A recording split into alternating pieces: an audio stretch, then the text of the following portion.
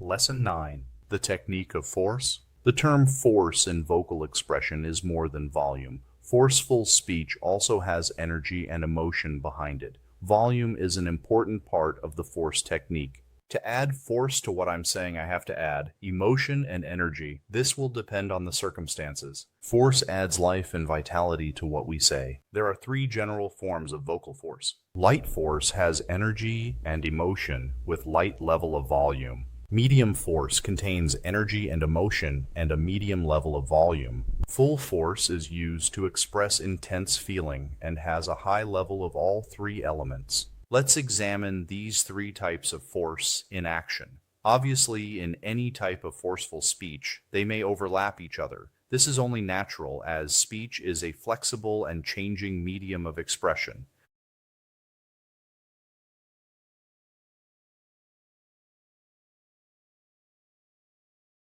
There's increased intensity in the sentences, where there's a definite increase in emotion and volume this point. This is medium force. Full force is used for an emotional peak. These are powerful thoughts and must be expressed accordingly. The voice stays at this peak of intensity through the reference for impact.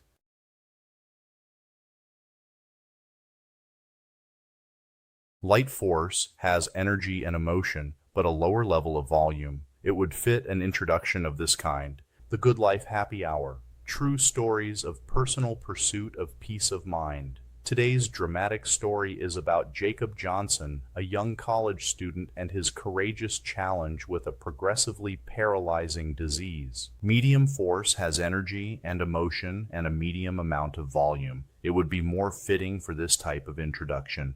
MeBC presents Total News with your Mark Scott Souths, a comprehensive summary of the day's news and what it means to me. Full force has an extreme amount of energy and emotion and high level of volume. Full force would probably fit this kind of announcement. Most wanted. From the files of the nation's police crime bureau come thrilling stories of justice in action. Stay tuned for another exciting tale of America's underworld on Most Wanted. As with all other vocal skills, the way to master the use of force is through constant practice. Exercises. Use an appropriate level of force for each of the following reads. Gettysburg Address. 7 years ago, our fathers brought forth on this continent a new nation, conceived in liberty, and dedicated to the proposition that all men are created equal. Now we are engaged in a great civil war, testing whether that nation, or any nation so conceived and so dedicated, can long endure. We are met on a great battlefield of that was. We have come to dedicate a portion of that field as a final resting place for those who here gave their lives that that nation might live.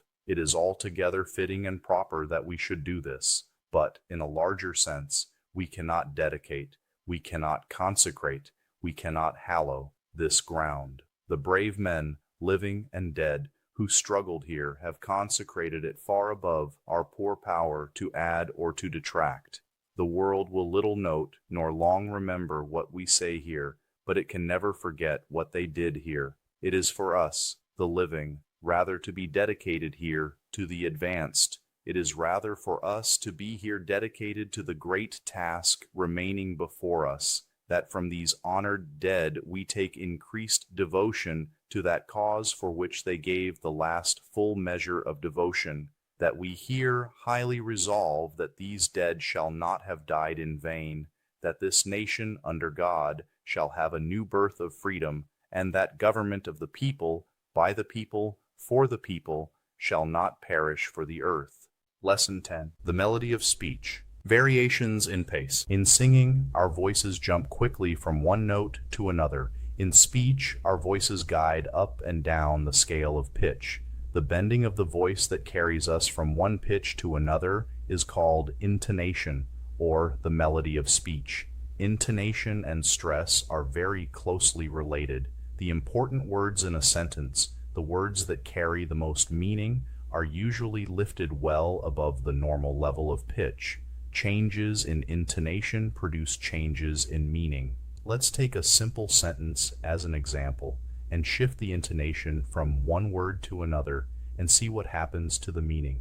The sentence is, I told her not to go there. Let's shift each word in sequence above the normal level of pitch and see what happens to the meaning. I told her not to go there. I told her not to go there. I told her not to go there. I told her not to go there. I told her not to go there. I told her not to go there. I told her not to go there. This is a demonstration of intonation at its simplest. Obviously, the right use of intonation not only helps to make our meaning clear, but it also adds color and variety to our voices. As the ideas behind what we're saying become more complex, the pattern of intonation naturally gets a little more complicated. Our definition of intonation is the overall melody of speech. Inflection is the bending of pitch and on single words. In considering inflection, we're mainly concerned with the effect on words that end phrases or sentences. Basically, there are three kinds of inflections: a rising inflection, a falling inflection, and the circumflex inflection. The rising inflection indicates either that the thought is tentative or incomplete, or that the speaker is asking a question. Here are some examples. I think I'll go to Chicago, New York, Cleveland. Well, obviously, the speaker not only has not planned his itinerary, but we're left with some doubt that he really will go to the places he mentioned. Let's make him definite by using the falling inflection. I think I'll go to Chicago, New York, and Cleveland. Here's another example of the incompleteness suggested by the rising inflection. I was thinking I would go. There's a fair amount of doubt whether the speaker will go or not. The rising inflection can be used as a connective between ideas. Here are a couple of examples. When I get back from the store and put the car in the garage, I'm going to shovel the sidewalk. Because she has graduated from high school and developed highly specialized training and experience, I think she is ready for this job. You'll notice that the qualifying statement has a rising inflection. The main thought stated after is conveying the thought conclusion. Of course, the most obvious use of the rising inflection is to ask questions. Are you going? Are you staying? Will you please open the door? However, when the question begins with a question word such as when, where, how, what, or which, any question that can't be answered with a simple yes or no calls for a downward inflection. When are you coming home? Where have you been? How did it happen? What did they say? Why do you think that? Remember that rule of inflection. When a question begins with a question word, the downward or falling inflection is always used. The third kind of bend in pitch is called the circumflex inflection. It's a double bend on the same word. Did I say no? It's usually used to indicate emotional reaction of some kind: pleasure, surprise, disgust, and so on. Here are some examples of the circumflex inflection, and the real meaning behind the words becomes almost self-explanatory. Did I say I was out till 1 o'clock? Am I getting ready to leave? Nice. How well do you know him? Oh yes, I am sure she will. One of the best exercises for developing intonation and inflection is to read children's stories. The children won't mind a bit if I lay it on a little. This sort of practice will go a long way toward developing variety in pitch, intonation, and inflection. Some types of commercial announcing call for a great deal of animation and variety in voice inflection as well as intonation. To practice intonation effects, I read script that requires lots of inflection, intonation, animation, and variety. Hurry, hurry, hurry. Yes, folks, hurry down right now to the friendly Red and White store in your area. Save big at Red and White's early summer value event, now in full swing. You will find a great selection of all the need to have summer items at 30 to 80% below regular prices. Fine lawn chairs for outdoor entertaining, colorful sports shirts for 99 cents each, all season tires, and much more. Be sure, too, to inquire about the exceptional $300 rebate on a 30 cubic foot refrigerator freezer. Yes, get the savings today at the friendly Red and White store in your area. The use of inflection and intonation requires balance. The proper use of inflection is a matter of ear training and judgment. I picture the listener is on the other side of the microphone, and I focus on communicating words designed to share ideas. I imagine I am speaking to one person I admire and care about. Exercises. Practice reading this story using a maximum of intonation to heighten interest. After the princess had fallen into her 100-year sleep, the good fairy, who had protected her life, came to the kingdom in her fiery chariot drawn by dragons. She touched the king and queen and all the people and animals with her wand and put them to sleep too. When all were asleep, there sprang up around the palace a thick wood of trees, bushes, and brambles which hid the palace from view. 100 years passed by. One day, a king's son from a neighboring kingdom was hunting near the palace. Above the thick woods, he saw the topmost battlements of the tower and inquired of his companions about it. Everyone had a different story. Finally, a very old man said, "A beautiful princess lies asleep in that castle. The old tale is that she shall be awakened by a king's son and become his bride." The young prince went through the palace until he came to the royal chamber, and there he saw the princess lying upon her bed. So beautiful was she that the prince fell down upon his knees beside the bed to gaze at her. Then he leaned over and kissed the sleeping princess. His kiss broke the enchantment. The princess awakened and, looking at the prince, said, "Is it you, my prince? I've waited a long while." Then they wept for joy. The prince said that soon he would take her away as his bride to his own palace. The awakening of the princess broke the enchanted spell, and the whole palace awoke. The king and queen prepared a great wedding feast and celebration. For 3 days and nights the festivities continued, and everyone made merry and rejoiced. Then the prince and princess rode off to their own palace, where they lived happily ever after.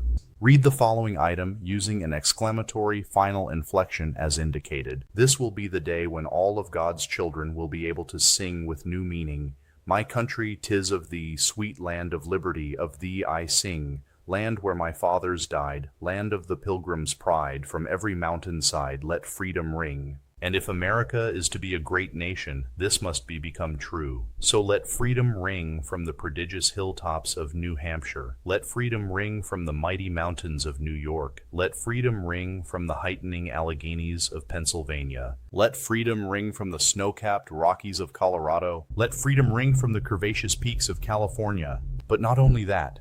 Let freedom ring from Stone Mountain of Georgia. Let freedom ring from Lookout Mountain of Tennessee. Let freedom ring from every hill and molehill of Mississippi. From every mountainside, let freedom ring. When we let freedom ring, when we let it ring from every village and every hamlet, from every state and every city, we will be able to speed up that day when all of God's children, black men and white men, Jews and Gentiles, Protestants and Catholics, will be able to join hands and sing in the words of the old Negro spiritual, "Free at last, free at last. Thank God Almighty, we are free at last." Martin Luther King. Exercises. Luscious crimson cranberry sauce made by M. Cleans.